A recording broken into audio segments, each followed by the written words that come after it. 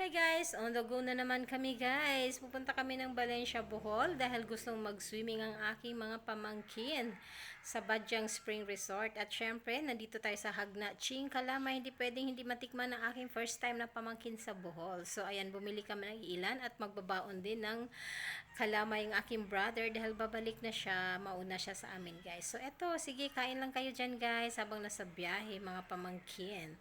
At nandito na tayo sa Badyang Spring Resort guys. 50 ang entrance. Maligo o hindi, automatically 50 ang entrance. At kung ikaw ay senior, may less ka. At kung kalapit ka dito sa pool na to, libre kayo. At iniwanan lang pala namin dito ang aming mga pamangkin guys. May nilakad kaming magkakapatid at enjoy na enjoy sila. Ayan, nakunan ko ng video. Ayan, may pa-back diving pa sila.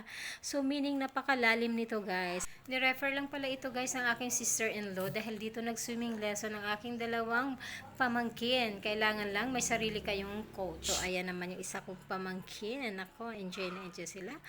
At nako, nung binalikan namin, nako, ang saya na nila guys. Dito lang kami nag-lunch. Hindi kami na ligo dito ng aking sister at aking bisita. So, sila lang yung naliligo guys.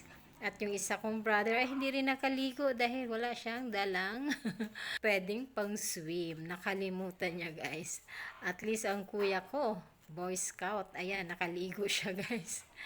So ayan, nag-enjoy silang lahat dito guys. Meron silang maliit na falls. Ayun yun.